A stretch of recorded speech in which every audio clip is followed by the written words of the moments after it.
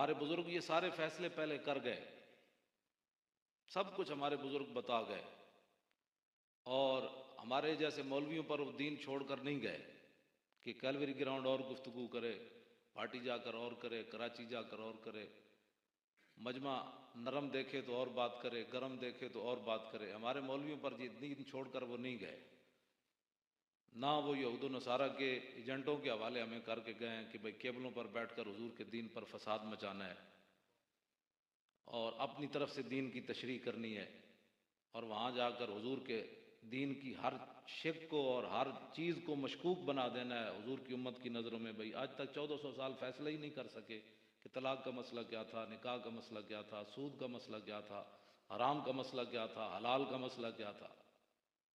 वो तो एक नया आप जानती हैं जो हमारे साथ खेल खेला जा रहा है। तो ये मैं आदाब महफिल बताने लगा हूँ। हमारे बुजुर्ग सदियों पहले ये लिख गए, फ़वाजिबुन अला कुल्लि मोमिनिन।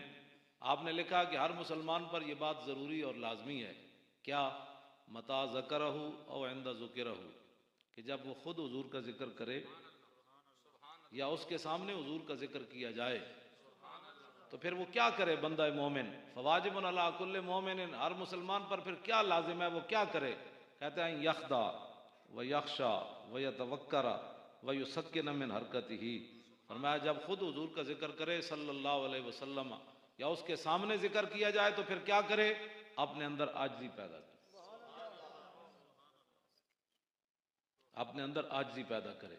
क्यों, तेरे दर का दरबां है जिब्रील आज़म, तेरा मदख़ खां हर नबी व वली है। कि जिनके दर का दरबान जिब्रील आज़म है तो फिर मुझे और आपको फिर आजिज़ी तो करनी है, और क्या करना है, तो और क्या करना है, वह तवक्करा।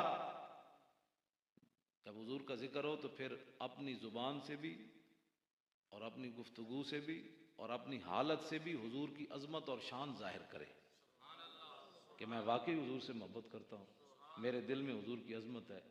वह युसक्किन मिन हरकतिही, पहले जो ऐसे ऐसे कर रहा था, कोई नाक में हाथ डाल रहा था, कोई खुरक रहा था, तो फरमाया अपनी हरकतों से बाज आ जाए।